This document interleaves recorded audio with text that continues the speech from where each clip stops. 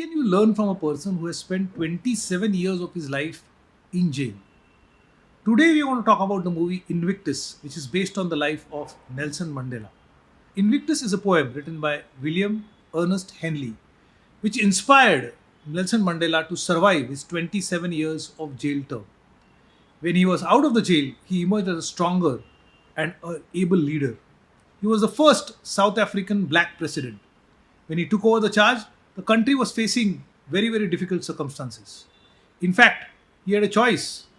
One was to take revenge against all the whites who had done all the atrocities on the blacks, go back to the past and set things right, an eye for an eye, or else look into the future and work towards the development of the country, unite the people. And that is exactly what he did. Nelson Mandela always felt that the best way to win over the enemy is to win the heart of the enemy.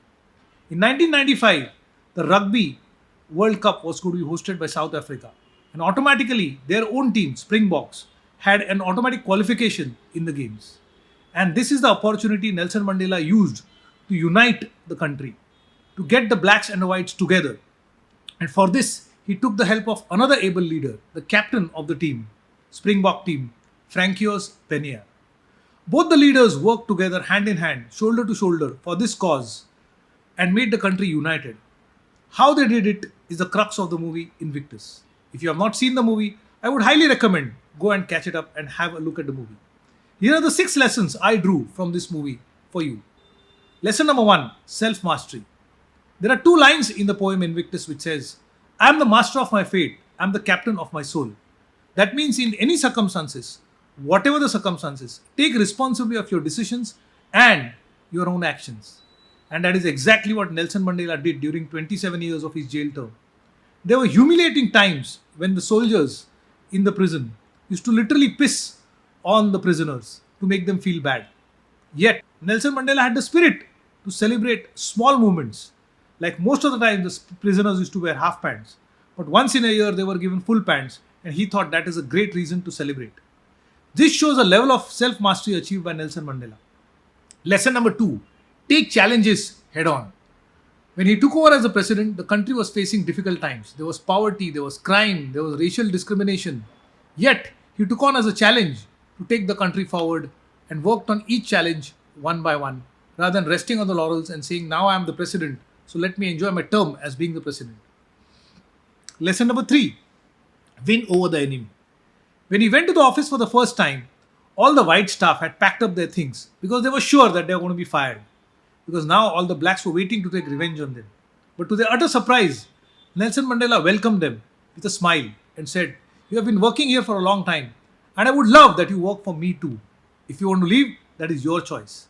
Thereby he created a culture of safety for all the employees and told them that you are most welcome to work with me and won over their hearts. Lesson number 4, self-belief. Now this is a masterstroke of strategy played by Nelson Mandela. When he took over as the president, all his black advisors told him there is a golden chance to remove all the white players from the Springbok team of the rugby team and replace them with black players. The reasoning was simple. We can take revenge and get all the whites out. But if you do that, all the experienced white players are going to go out and the inexperienced black players are going to take their place. And so there was no way they could win the Rugby World Cup. Nobody cared about this. Everybody cared about revenge. But Nelson Mandela was different. He said, I would want the white team to persist, by which we send a message to everyone that all are equal. If the experienced white team wins the World Cup, that will get the country united. So instead of removing the white players, he invited the captain of the white team, Francois Penier, to his house and shared with him the same poem Invictus and showed faith in him and told him that he was banking on him to win the World Cup. And that is exactly what happened. After the initial few wins, the team started interacting with the local spectators and the whole country started supporting the team, and ultimately they won the World Cup and the country became united. Lesson number 5, and this is called forgiveness. The best scene in the movie which I liked was when one night before the finals, the whole team visits a jail in Rosenben where Nelson Mandela spent 18 years out of the 27 years of his jail time.